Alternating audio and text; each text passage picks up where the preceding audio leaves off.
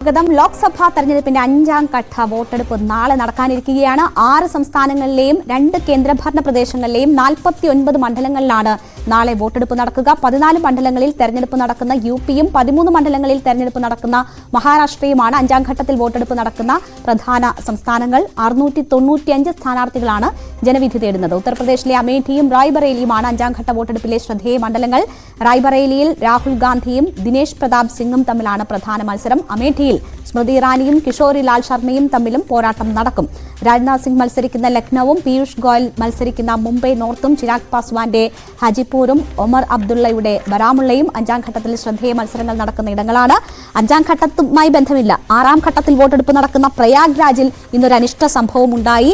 അവിടെ അഖിലേഷ് യാദവും രാഹുൽ ഗാന്ധിയും ഒക്കെ പ്രചാരണ യോഗത്തിൽ പങ്കെടുക്കാനെത്തി. പക്ഷേ ആവേശം അതിരുവിട്ടതോടുകൂടി അവർക്ക് അവിടുന്ന് മടങ്ങേണ്ടുന്ന സാഹചര്യമാണ് ഉണ്ടായത്. ആളുകൾ വലിയ രീതിയിലുള്ള തിക്കും തിരക്കും ഉണ്ടാക്കിയതാണ് പ്രശ്നത്തിന് ഇടയാക്കിയത്. പലകുറി നേതാക്കൾ ആവർത്തിച്ച് ശാന്തരാകാൻ ആവശ്യപ്പെട്ടിട്ടും അവർ അടങ്ങിയില്ല.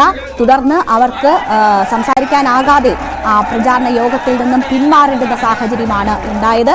അതിനുശേഷം മറ്റൊരിടത്ത്, ഉത്തർപ്രദേശിലെ തന്നെ മറ്റൊരിടത്ത് അഖിലേഷും രാഹുലും എത്തിയെങ്കിലും അവിടെയും ഇതുപോലെ പ്രവർത്തകർ ആവേശഭരിതരായി തിക്കും തിരക്കും ഉണ്ടാക്കി. പക്ഷേ അവിടെ സുരക്ഷാ ഉദ്യോഗസ്ഥർ അത് നിയന്ത്രിക്കുകയും പരിപാടി സുഗമമായി നടക്കുകയും ചെയ്തു. ഇത് ഒരു പോലീസിന്റെ ഒരു സുരക്ഷാ വീഴ്ച എന്ന് വേണമെങ്കിൽ നമുക്കിത് പറയാം. കാരണം കാര്യമായ ഒരു ഉദ്യോഗസ്ഥ സംവിധാനം നമുക്ക് അവിടെ കാണാൻ കഴിയുന്നില്ല. പ്രവർത്തകരെല്ലാം വേദിയിലേക്ക് ഇടിച്ചു കയറാനും ഒക്കെ ശ്രമിക്കുന്ന സംഭവങ്ങളൊക്കെ ഉണ്ടായി എന്നൊക്കെ ഒരു ആരോപണം വരുന്നു. ഏതായാലും ഈ പാടില്ല എന്ന് പറഞ്ഞ ഈ സ്ഥലത്ത് ഇത് വരുന്നത് ഫുൽപൂർ കോൺസ്റ്റിറ്റ്യുവൻസിയുടെ കീഴിലാണ്.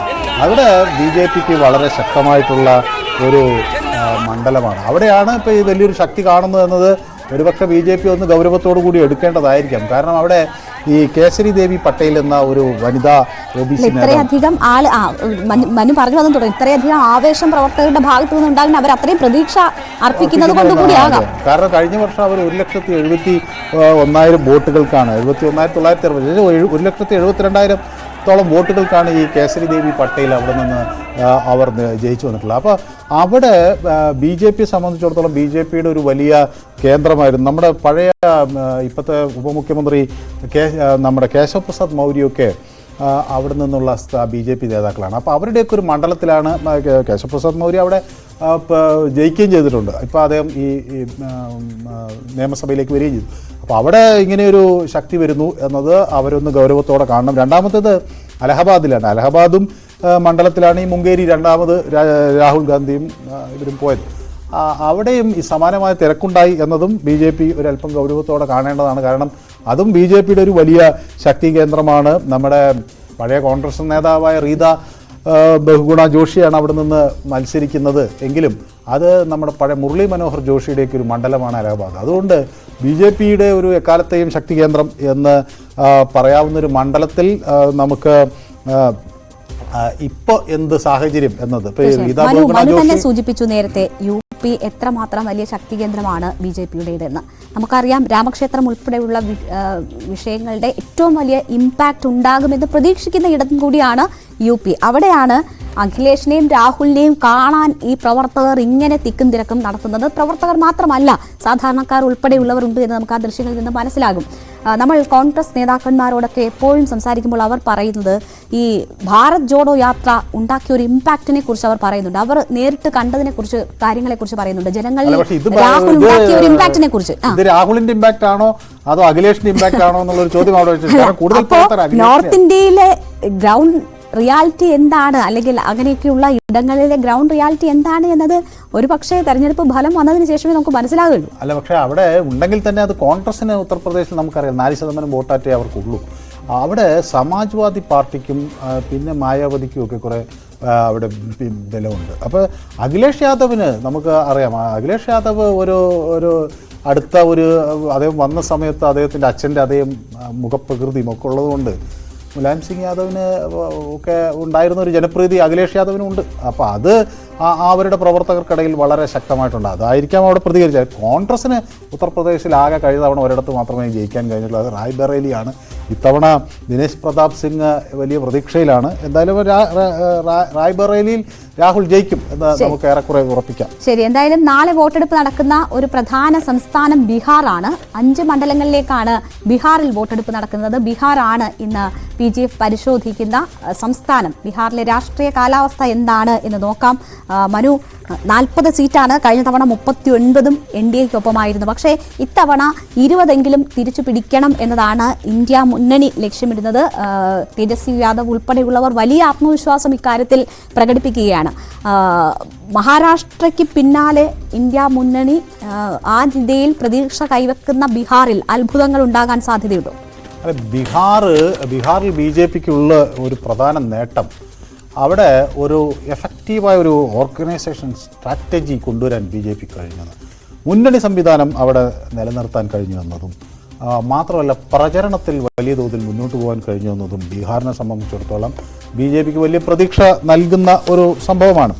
അവിടെ NDAക്ക് ഒരു അടിത്തറയുണ്ട്. 2010 NDA അവിടെ ഒരു നിതീഷ് കുമാറുമൊക്കെയായി ചേർന്ന് ഒരു സർക്കാർ രൂപീകരിക്കുന്നു. പിന്നെ 2015 ആകുമ്പോഴേക്കും നിതീഷ് പാർട്ടി വിടുന്നു, വീണ്ടും RJDയുടെ ഒപ്പം പോകുന്നു, അവർ വലിയ ശക്തിയായി വരുന്നു. നിതീഷ് തിരിച്ച് NDAയിലേക്ക് വരുന്നു, വീണ്ടും 7ാമത്തെ തവണ അന്ന് മുഖ്യമന്ത്രിയായി സത്യപ്രതിജ്ഞ ചെയ്യുന്നു. അങ്ങനെ വീണ്ടും ഈ പോകുന്നു വരുന്നു. ഏറ്റവും ഒടുവിൽ ഇപ്പോൾ 9ാമത്തെ തവണയും അദ്ദേഹം മുഖ്യമന്ത്രിയായി സത്യപ്രതിജ്ഞ ചെയ്തിരിക്കുക. പക്ഷേ ബീഹാറിൽ അടിത്തട്ടിൽ പ്രത്യേകിച്ച് ഒരു പാർലമെന്റ് തെരഞ്ഞെടുപ്പ് വരുമ്പോൾ BJPക്ക് വലിയ മേൽക്കൈയുണ്ട് എന്നത് അവർക്കൊരു ഗുണമാണ്. മഹാഗഠബന്ധൻ വീണ്ടും അധികാരത്തിൽ വന്നപ്പോൾ ഈ തെരഞ്ഞെടുപ്പ് ഇന്ത്യ മുന്നണിയെ സംബന്ധിച്ച്, അല്ലെങ്കിൽ അന്ന് മുന്നണി ആയിട്ടില്ല എങ്കിൽ പോലും പ്രതിപക്ഷത്തിന് വലിയ ഒരു സാധ്യത ബീഹാറിൽ തുറക്കുമെന്ന് പ്രതീക്ഷിച്ചിരുന്നു. അവിടെ നിന്നാണ് നിതീഷിന്റെ മുന്നണി മാറ്റം ഉണ്ടാകുന്നത്, കാര്യങ്ങൾ വീണ്ടും കലങ്ങി മറിയുന്നത്. പക്ഷേ ഏറ്റവും ഒടുവിൽ വാരണാസിയിൽ പ്രധാനമന്ത്രി നരേന്ദ്രമോദി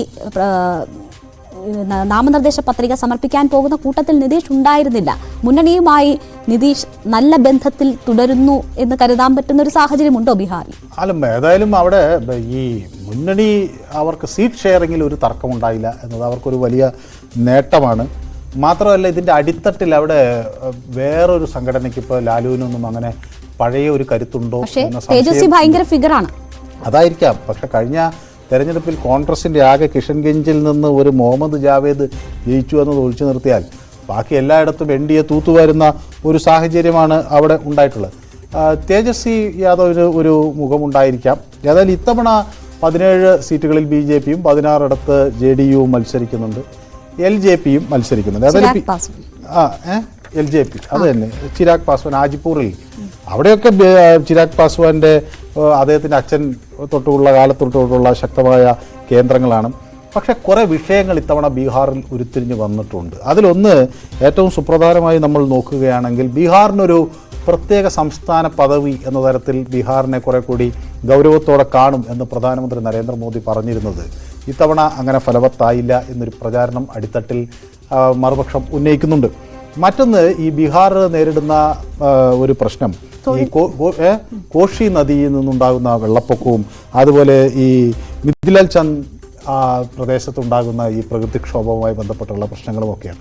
അപ്പോൾ ഇതിനൊരു ശാശ്വത പരിഹാരം കാണണം എന്ന ആ മേഖലയിലുള്ള ആളുകളുടെ നിരന്തരമായ ഒരു ആവശ്യം ബീഹാറിൽ വേണ്ട രീതിയിൽ കണ്ടില്ല എന്ന് വന്നത്, അത് ആളുകൾ പറഞ്ഞത് ഈ തിട്ട് നിർമ്മിക്കലും ഇതിൻ്റെ നടപടിക്രമങ്ങൾ എല്ലാ കൊല്ലവും നടത്താൻ വേണ്ടിയാണ്, അതൊരു കമ്മീഷൻ തന്ത്രത്തിൻ്റെ ഭാഗമാണ് എന്നൊക്കെയുള്ളൊരു ആരോപണങ്ങൾ ഒരു വസ്തുത. വേറൊരു സംഭവം വന്നത്, ഈ വിമാനത്താവളങ്ങൾ രാജ്യമെമ്പാടും ഇരട്ടിയായി വർദ്ധിപ്പിച്ചു. അവിടെ 2-3 വിമാനത്താവളങ്ങളെക്കുറിച്ച് പൂർണിയയിൽ ഒരു വിമാനത്താവളം വരും എന്നൊരു ഇതുണ്ടായിരുന്നു. മുസഫർപൂറിൽ ഒരു വിമാനത്താവളത്തെക്കുറിച്ചുള്ള വലിയ പദ്ധതികളുണ്ടായിരുന്നു. ബാഗൽപൂർ വിമാനത്താവളം. ഇതൊന്നും വേണ്ടത്ര രീതിയിൽ പൂർത്തീകരിക്കാൻ കഴിഞ്ഞില്ല എന്നുള്ള ഒരു വിഷയം അവിടെ വലിയ തോതിൽ ചർച്ചയായി.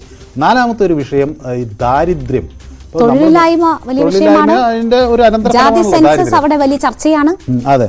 അപ്പോൾ ഈ ദാരിദ്ര്യ നിർമ്മാർജ്ജനം എന്ന് വെച്ചാൽ ബീഹാർ ഇപ്പോൾ നമ്മളൊരു മൾട്ടി ഡയമെൻഷണൽ പോവർട്ടി ഇൻഡെക്സ് എടുത്ത് നോക്കുകയാണെങ്കിൽ അവിടെ 52% ബീഹാറിലെ ആളുകൾക്ക് പ്രാഥമികമായ ആരോഗ്യ സംവിധാനങ്ങളിലേക്ക് ആക്സസ് ഇല്ല, വിദ്യാഭ്യാസ സംവിധാനങ്ങളിലേക്ക് ആക്സസ് ഇല്ല, അവരുടെ ജീവിത നിലവാരം വളരെ താഴെയാണ്. ഇങ്ങനെയൊക്കെയുള്ള ഒട്ടനവധി വിഷയങ്ങൾ ഉണ്ട്. ഏതായാലും ഇപ്പോൾ ഈ സംസ്ഥാനങ്ങൾക്ക് കൊടുക്കുന്ന ഫണ്ടിൽ നിന്ന് പിന്നോക്ക സംസ്ഥാനങ്ങൾക്ക് കുറെ കൂടി തുക അനുവദിക്കുന്ന ഒരു കേന്ദ്ര നയം അവിടെ ഉരുത്തിരിഞ്ഞു വന്നിരുന്നത് 2013 രഘുറാം രാമൻ മനു ഇവിടെ ഒന്ന് സൂചിപ്പിച്ചോട്ടെ, ഇത്രയധികം പ്രശ്നങ്ങളുണ്ട്, നേരത്തെ തന്നെയുള്ള പ്രശ്നങ്ങൾ അഡ്രസ്സ് ചെയ്യാത്ത പ്രശ്നങ്ങളുണ്ട് എന്ന് പറയുമ്പോൾ അമിത്ഷാ അവിടെ ചെന്ന് സീതാമഡിയിൽ സീതയ്ക്ക് ക്ഷേത്രം വരും എന്നതാണ് വലിയ വാഗ്ദാനമായി മുന്നോട്ട് വെക്കുന്നത്. തൊഴിലില്ലായ്മയും ജീവൽ പ്രശ്നങ്ങളുമായി മല്ലടിക്കുന്ന ജനങ്ങളോട് പറയുന്നത് നിങ്ങൾക്ക് ദാ സീതാദേവിയുടെ ക്ഷേത്രം വരുന്നു എന്നാണ്. അല്ല, അതിൽ ഒരു കാര്യം നമ്മൾ മനസ്സിലാക്കില്ല. തെരഞ്ഞെടുപ്പിൽ നമ്മൾ മനസ്സിലാക്കേണ്ടത് man has a stomach but man is not a stomach എന്ന് പറഞ്ഞ ഒരു പ്രയോഗം പണ്ടുണ്ട്. മനുഷ്യനൊരു വയറുണ്ട്, പക്ഷേ മനുഷ്യൻ വയറല്ല. അതുകൊണ്ട് വിശപ്പൊരു വലിയ ഘടകം തന്നെയാണ്, പക്ഷേ അത് മാത്രം ഒരു വലിയ ഘടകമല്ല എന്ന് രാഷ്ട്രീയത്തിൽ നമുക്ക് എപ്പോഴും പറഞ്ഞു കേൾക്കാറുണ്ട്. അപ്പോൾ തൊഴിലില്ലായ്മ വിഷയം എന്ന് പറയുമ്പോഴേ അവിടെ സംസ്ഥാന സർക്കാർ മഹാഗഡ്ബന്ധൻ സർക്കാർ അധികാരത്തിലെത്തിയതിനു ശേഷം തൊഴിൽ നൽകിയിട്ടുണ്ട്, 5 ലക്ഷം തൊഴിലോ മറ്റോ നൽകിയിട്ടുണ്ട് എന്നാണ് പറയുന്നത്. പക്ഷേ അതിൻ്റെ അവകാശം ഇപ്പോൾ നിതീഷ് തൻ്റേതാണെന്ന് പറയുന്നു, തേജസ്വി ഞങ്ങളുടേതാണ് എന്ന് പറഞ്ഞ് അതിൽ വലിയ തർക്കമുണ്ട്. അല്ല, ഇതിലൊരു വേറൊരു വിഷയം നമ്മൾ നോക്കേണ്ടത് ബീഹാർ തൊഴിലില്ലായ്മയ്ക്കെതിരെ വോട്ട് ചെയ്തിട്ടുണ്ടോ എന്ന് നമുക്ക് പരിശോധിച്ചാൽ അങ്ങനെ ഉണ്ടോ എന്ന് സംശയമാണ്. ഞാനിതുവരെ അങ്ങനെ എനിക്ക് തോന്നിയിട്ടില്ല. തൊഴിലില്ലായ്മ ഒരു വലിയ വിഷയമായി ഉയർത്തി കാണിച്ചുകൊണ്ട് അതിന് വേണ്ടി ഒരു വോട്ട് നമ്മുടെ കേരളത്തിൽ തൊഴിലില്ലായ്മ എല്ലാ കാലത്തും ഒരു വലിയ വിഷയങ്ങൾ. ബീഹാറിലുള്ളൊരു പ്രശ്നം എന്താണെന്ന് വെച്ചാൽ വിദ്യാസമ്പന്നരായ ആളുകൾ വലിയ തോതിൽ അവർക്ക് തൊഴിൽ നേടാനുള്ള ഒരു കരുത്തുണ്ട്. ഇപ്പം നമ്മൾ സിവിൽ സർവീസ് പരീക്ഷയൊക്കെ എഴുതി പലപ്പോഴും ഞങ്ങളൊക്കെ എല്ലാ കാലത്തും അത്ഭുതപ്പെട്ടിട്ടുണ്ട്. കാരണം ബീഹാറിൽ നിന്ന് നമ്മൾ പറയുന്ന വളരെ പിന്നോക്ക പ്രദേശമാണ്, അവിടെ ഒരു സംവിധാനവുമില്ല, വിദ്യാഭ്യാസമില്ല എന്ന് പറഞ്ഞു വരുന്ന അവിടെ നിന്ന് സിവിൽ സർവീസ് പരീക്ഷയൊക്കെ സുന്ദരമായി പാസ്സായ ആളുകൾ വരുന്നത് നമുക്ക് കാണാൻ കഴിയും. അതുപോലെ IIT പോലുള്ള ഉന്നത വിദ്യാഭ്യാസ സ്ഥാപനങ്ങളിൽ, അല്ലെങ്കിൽ എയിംസ് പോലുള്ള സ്ഥാപനങ്ങളിൽ, ഐസർ പോലുള്ള സ്ഥാപനങ്ങളിലൊക്കെ ബീഹാറിൽ നിന്ന് നിറയെ ആളുകൾ വരുന്നുണ്ട്. ഇപ്പോൾ JNUവിലും ബീഹാറിൽ നിന്ന് നിറയെ ആളുകൾ വരുന്നുണ്ട്. വലിയ ജീവിത നിലവാരം ഉണ്ട് എന്ന് പറയുന്ന സംസ്ഥാനങ്ങളിൽ നിന്ന് അത്ര ആളുകൾ ഒരുപക്ഷെ വരാറുണ്ട്. അപ്പോൾ ഗുജറാത്തിൽ നിന്ന് JNUവിലേക്ക് വളരെ കുറച്ച് ആളുകളെ വരാറുള്ളൂ. അപ്പോൾ ഇതൊക്കെ ബീഹാറിൽ പിന്നോക്കാവസ്ഥയുണ്ട് എന്ന് പറയുമ്പോൾ തന്നെയും ബീഹാറിൽ വിദ്യാസമ്പന്നർക്ക് ജോലിയുണ്ട്. പിന്നെ മാത്രമല്ല, ഈ നമ്മളെപ്പോലെ ഈ കേരളത്തിൽ നമ്മളിപ്പോൾ സാധാരണ ആളുകൾ ഉപയോഗിക്കുന്ന ഒരു പ്രയോഗമുണ്ട്, ഇവിടെ പട്ടിണി കിടക്കാനും ഒരു 25,000 രൂപ മാസം കിട്ടണമെന്ന്. ബീഹാറിൽ അങ്ങനെയല്ല, കുറെ കൂടി ജീവിത ചെലവ് വളരെ കുറവാണ് എന്നതൊക്കെയാണ് അവരുടെ പ്രശ്നങ്ങൾ. ഏറെയുണ്ട്, തൊഴിലില്ലായ്മ വിഷയമാണ്, ജാതി സെൻസസ്. അവിടെ അതാണ് രേണു പറഞ്ഞ ആ വിഷയം വളരെ പ്രധാനമാണ്. ജാതിയൊക്കെ അവിടെ ഒരു വലിയ ഫാക്ടറാണ്. അവിടുത്തെ ഒരു വലിയ മുദ്രാവാക്യം തന്നെ നമുക്ക് നോക്കിയാൽ ബീഹാറിൽ